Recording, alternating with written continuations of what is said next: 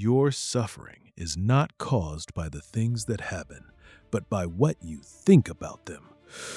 That perception, that internal commentary, that is the true poison dripping into your reality. It is your mind creating the very chains you rail against. That is the brutal, liberating truth from Epictetus. Today, we delve deep into a fundamental Stoic principle that will utterly transform your perspective on every challenge you face. You will learn the profound difference between external events and your internal reactions to them, discovering how Epictetus taught that what is truly up to us are our judgments. We will uncover the powerful discipline of assent, a practice designed to stop you from unconsciously poisoning your own experience with false perceptions and unexamined beliefs. This insight is not merely academic, it is the master key to unlocking a tranquility you might currently believe is impossible. Consider the life of Epictetus himself, a man born into slavery in ancient Phrygia. He endured physical hardship and the ultimate lack of external freedom, yet he became one of history's most compelling voices for inner liberation. There is a powerful, though apocryphal, story from his early life that perfectly illustrates this core teaching. While still enslaved, his master, Epictetus, was reportedly torturing him by twisting his leg. With an incredible calm, Epictetus simply stated, "You will break it."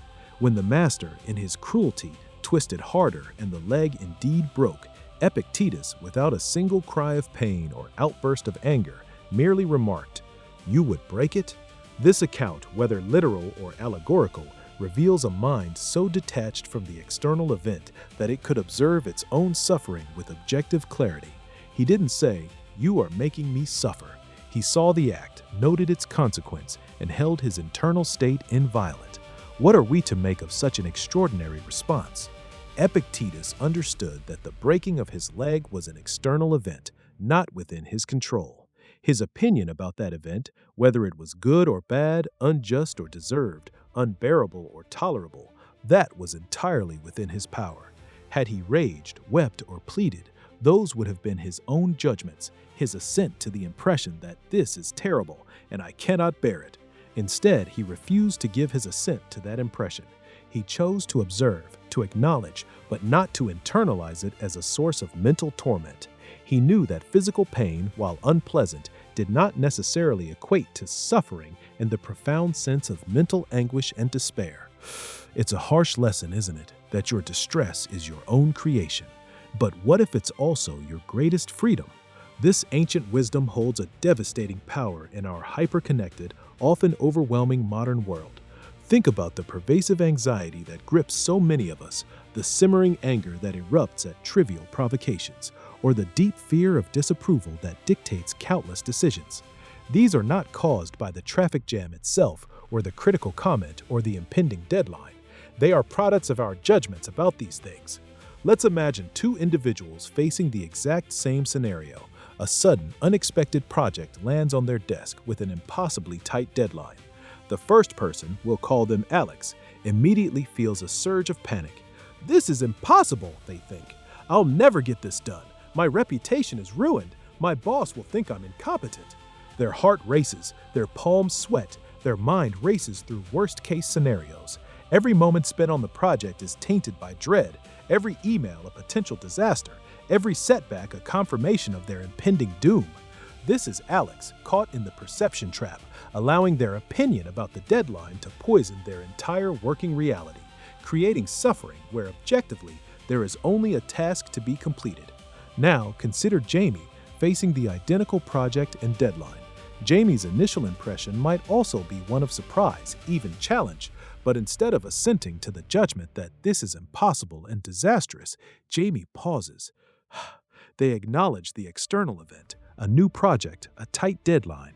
They might think, "This is certainly demanding," or "I will need to organize my time efficiently." Instead of projecting failure, Jamie focuses on what is within their control, their effort, their planning, their focus. They approach the task as a puzzle to solve, a challenge to rise to, rather than an existential threat.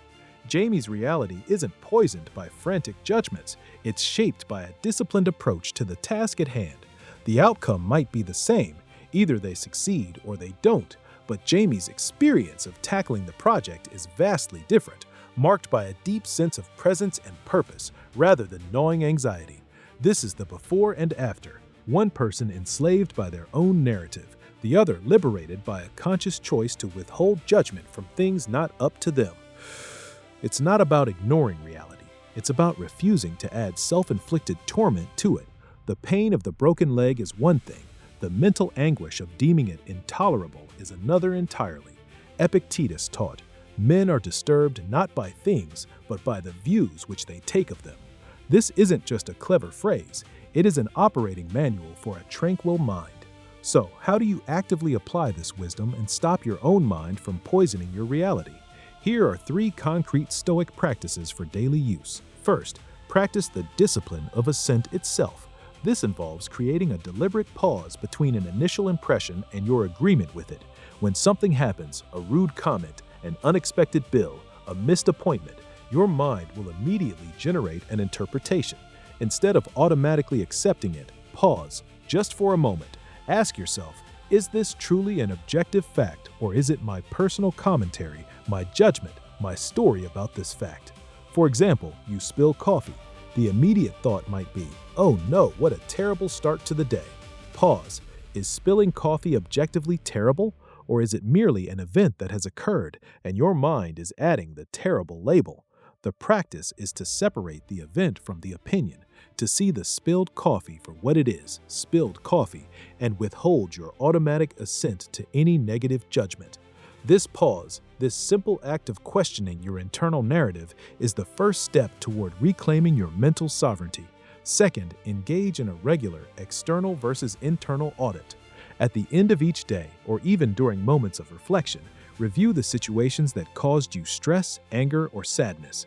For each situation, rigorously categorize its components. What parts were external events, truly outside your control, and what parts were your internal reactions, your judgments, your beliefs, your desires, your aversions?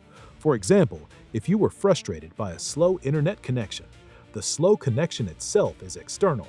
Your expectation that it should be fast, your irritation at the delay, your belief that this inconvenience ruined your workflow, these are internal. By consistently performing this audit, you train your mind to distinguish the raw data of reality from the interpretive overlay you place upon it. You begin to see patterns in how you habitually poison your own experience. As Epictetus declared, of things some are in our power and others are not. This exercise makes that abstract truth tangible. Third, consciously practice reframing with indifference. Many things we label as good or bad are, to the Stoics, merely indifference, things that do not affect our moral character or our ability to reason virtuously. They are neither inherently good nor inherently evil. Wealth, poverty, health, illness, reputation, obscurity. These are all indifference. You might prefer health to illness, of course. That makes health a preferred indifferent. But neither health nor illness makes you a good or bad person, and neither dictates your inner peace unless you let your opinion of them do so. When you encounter a situation that triggers a strong good or bad judgment, consciously reframe it as an indifferent. Someone criticizes your work. Your knee-jerk judgment might be, "This is bad. I am bad." Reframe. A person has expressed a critical opinion about my work. This is an indifferent. It neither defines my worth nor dictates my response. I can choose to learn from it or dismiss it, but it holds no power over my inner state unless I give it that power through my judgment. This practice systematically dismantles the emotional charge from events, allowing you to respond with reason, not reaction. As you begin to consistently apply these practices, something profound shifts within you. You stop seeing yourself as a helpless leaf blown about by the winds of circumstance. You stop being the victim of arbitrary events or the target of other people's actions. Instead, you realize you are the sovereign ruler of your own inner kingdom.